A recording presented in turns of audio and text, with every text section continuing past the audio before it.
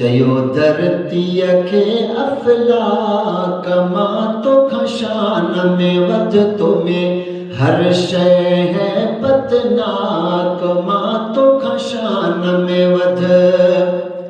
हिक त मथे मां हेठ तूं मूंखां नूर वठी थी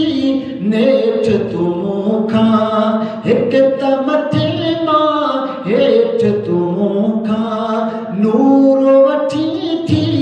नेठ तूं मूंखां झिड़क न झटपट सभु कुझु मूं वटि तूं घणो घटि कुछ ख्याल करे ॾिस खाक मां तोखां शान में वध तो में हर शइ है बदनाक मां तोखां शान में वध चयसि ज़मीन चढ़त न कबिया मुंह में बुरखियल बैत रबिया चयसि ज़मीन चढ़त न कबिया मुंह में बुरखियल बैत रबिया मुरसल बीहित कामिल बीहित गुल फुल बीहित मुरसल बीहित कामिल बीहित गुल फुल बीहित ॾीहर हण न बटाक मां तोखां शान में वध तो में हर शइ है बदनाक मां तोखां शान में वध फलक ॿुधी ऐं हीअं फरमायसि लोह महफूज़ जो शान ॿुधायसि फलक ॿुधी ऐं हीअं फरमायसि लोह महफूज़ जो शान ॿुधायसि मलक मुचारा सिज चंड तारा मूं मंझि सारा मलक मुचारा सिज चंड तारा मूं मंझि सारा आहूरन जी हित हाक मां तोखां शान में वध तो में हर शइ है बदनाक मां तोखां शान में वध धरती चयो ख़ूबी हीअ थई मुंह में प्यारा शहीद आई वलीअ थई मुंह में धरती चयो ख़ूबी हीअ थई मुंह में प्यारा शहीद आई वलीअ थई मुंह में आया भलारी भागन वारी मुंह में चौधारी आदमी बा अखलाक मां तोखां शान में वध तो में हर शइ है बदनाक मां तोखां शान में वध फलक चयो चुप कर ए झूनी फलक चयो चुप कर ए झूनी तो में ज़ालिम ज़ानी खूनी तो में ज़ालिम ज़ानी खूनी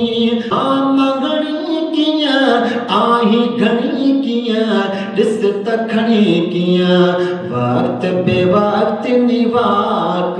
मां तोखां शान में वध तो में हर शइ है बदनाक मां तोखां शान में वध चयो धरतीअ खे अफ़लाक मां तोखां शान में वध तो में हर शइ है बदनाक मां तोखां शान में वध चयसि ज़मीन चङो साईं ठीकु आहे मूं ते बुराज़ी रब ला शरीका चयसि ज़मीन चङो साईं ठीकु आहे मूं ते बुराज़ी रब ला शरीका जन्नत तो में सिज चंड तो में सभु कुझु तो में जन्नत तो में सिज चंड तो में सभु कुझु तो में पर मुंह में मोहम्मद पाक मां तोखां शान में वध पर मुंह में मोहम्मद पाक मां तोखां शान में वध तो में हर शइ है बदनाक मां तोखां शान में वध अर्ज़ ॿुधी फलक रुनो आ चहन जवाब ॾिनो आ अर्ज़ ॿुधी फलक रुनो आ सुवाल जो चहन जवाब ॾिनो आ माठ कयाई दुआही घुरियाई या रब साईं माठ कयाई दुआही घुरियाई या रब साईं आण पिरी ओता कमा तो खशान में वध तुम्हें हर शय है बतनाक मां तो खशान में वध गुलाम नबी कई पाच खुदावंद मेराज माणियो तॾहिं मोहम्मद ओ गुलाम नबी कई बाज खुदावंद मेराज माणियो तॾहिं मोहम्मद वहम लही यस यार पले पियस वहम लही यस यार पले पियस मतलब ते थियस थी फरहत व्या फेराक मां तो खशान में वध तुम्हें हर शय है बत